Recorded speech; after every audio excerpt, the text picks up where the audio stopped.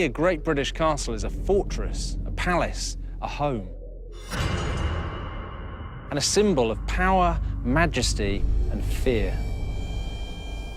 For nearly 1,000 years, castles have shaped Britain's famous landscape. These magnificent buildings have been home to some of the greatest heroes and villains in our national history, and many of them still stand proudly today, bursting with incredible stories of warfare, treachery, intrigue, passion, and murder. Join me, Dan Jones, as I uncover the secrets behind 6 great British castles. This time I'm in Arundel, near Britain's south coast, a classic English castle whose comfort, elegance and grandeur was enjoyed and admired by Queen Victoria. But Arundel was originally built for war, and it survived more than its fair share of battles, brutality and bloodshed.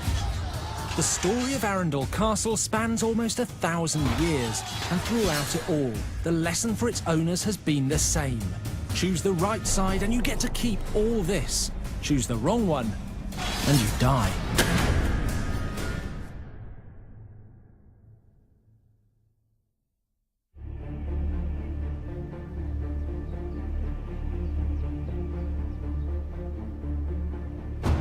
Arundel Castle dominates a hillside where the Sussex Downs roll towards the English Channel. It's half medieval fortress, half stately home. A place that has its own gatehouse and its own cricket ground. It even has a duke, the extremely prestigious Duke of Norfolk. It may seem odd, but his family line have owned this castle for more than 800 years, even though it's not actually in Norfolk. But you see, he's not any old duke, he's also an earl.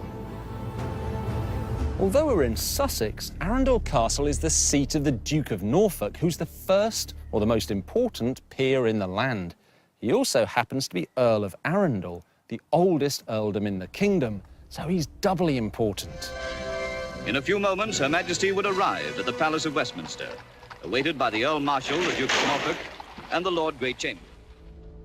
Traditionally, the Duke of Norfolk was one of those who walked backwards in front of the Queen when she opened a new session of Parliament. He faced her to show loyalty and respect, but he had to watch his back to avoid tripping over a dozing lord. And actually, that pretty much sums up the history of this castle and of its owners. Loyalty. Who's on your side? Who's plotting against you? You need to watch your back, because you never know who to trust.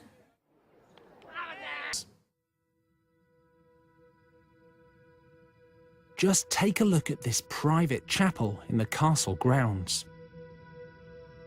Medieval nobles were obsessed with legacy and immortality. What's the use of having all that money, power and respect if you can't set it in stone to remind people that you were here? This stunning FitzAlan chapel was founded after Richard's death, using the wealth that he'd built up during a lifetime of royal service.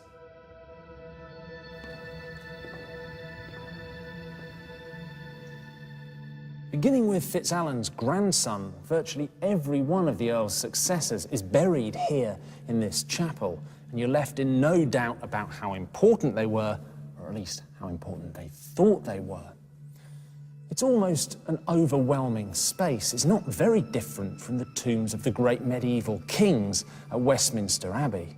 But it's still incredible to think that all of this was built on the spoils of war. None of the grandeur brought to Arundel Castle would have been possible without the war booty plundered on foreign battlefields. But the biggest war was yet to come for the Earls of Arundel, because they were Catholic in an England that was about to become violently Protestant.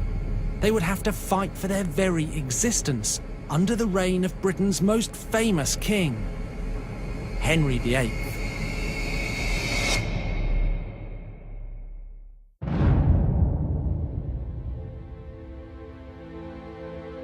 Arundel Castle had been a seat of great wealth and power since the time of William the Conqueror. But in the 16th century, every ounce of that wealth and power came under threat because of King Henry VIII. In 1534, Henry set up the Protestant Church of England with himself as its head, and separated from the Catholic Church of Rome. Anyone who failed to pledge allegiance to the new Church of England was in danger of incurring the king's wrath. Hundreds of Catholics were killed for defying Henry. But the FitzAlan Earls of Arundel remained true to the Catholic faith. Even given their high status, they were treading a very fine line. And today, the chapel at Arundel Castle still shows how the FitzAlans brazenly challenged the authority of the king and his new Protestant religion. This glass door looks pretty ordinary. In fact, it's anything but, because it marks the division between a Church of England parish church on that side and the Catholic chapel, the FitzAlan chapel within Arundel Castle on this side. But it's not just rare, although it is rare, it's also very symbolic, because in a way this tells you the whole story of the English Reformation, the time when Henry VIII ripped the English church away from the Church of Rome and ushered in a period of repression and persecution when your loyalty to your God and to your king was constantly under question. And if either was found wanting, you would meet your maker.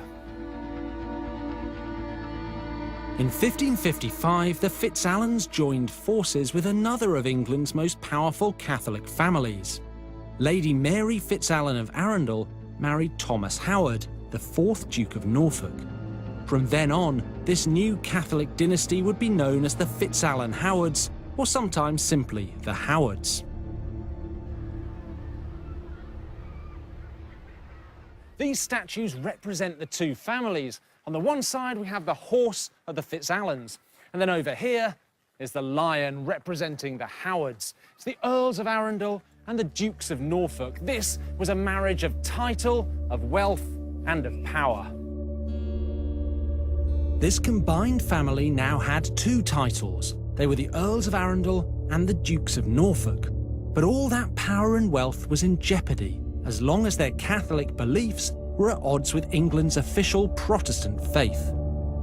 Henry VIII's daughter, Queen Elizabeth I, had the 4th Duke of Norfolk, Thomas Howard, executed in 1572 for plotting against her. Then she had his son, Philip, locked up in the Tower of London for refusing to renounce his Catholic faith. The dynasty was suffering a disastrous fall from grace.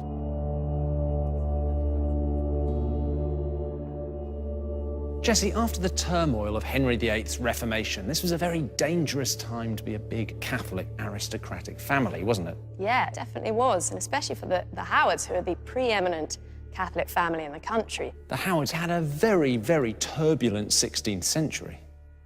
They really did, actually. For about 4 generations, you see them just being knocked over like skittles. You have Thomas, the 4th Duke of Norfolk. He was caught up in a plot to replace Protestant Elizabeth I now on the throne of England with Catholic Mary, Queen of Scots, her cousin. And then his son, Philip, Earl of Arundel, sent to the Tower of London for 10 years, and he died there of dysentery. Why didn't they just keep their heads down? Well, you'd think they would, wouldn't you? But the 4th Duke of Norfolk, Thomas, he wrote this desperately sad last letter to his son Philip, saying, "Beware of blind papistry," as he put it, and beware of high degree. In other words, yeah, keep your head down, watch your back. In a way, it's a miracle that this family actually survived and that Arundel Castle is still here today. Yeah, it is. Their motto is sola virtus invicta, only virtue unconquered. There's that amazing self-belief, but there's also that Icarus quality. They always would sail a little bit too close to the sun, which is why you get these disgraces, but they would always rise up. The union between the Howards and the FitzAlans of Arundel, which had promised so much, had instead been marred by calamity. In the space of 4 generations, 4 family members had been imprisoned for treason, with 2 of them beheaded.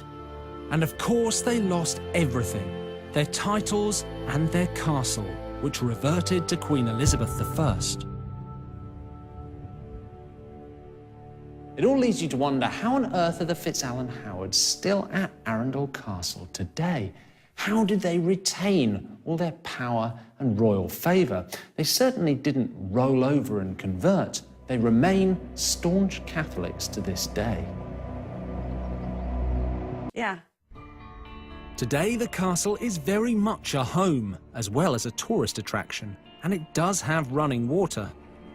The present Duke, Edward FitzAlan Howard, is the 18th Duke of Norfolk and the 29th Earl of Arundel, but he doesn't walk backwards anymore at the state opening of Parliament.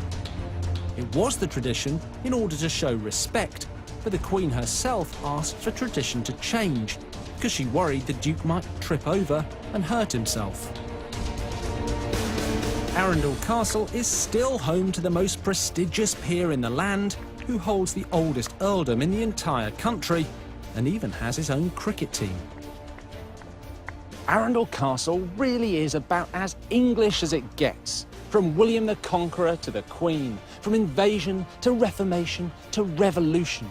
Now, it's all hidden beneath this perfectly civilised, genteel veneer, but scratch the surface and you find a story of loyalty, tenacity and single-mindedness which has placed Arundel Castle at the heart of Britain's stormy history.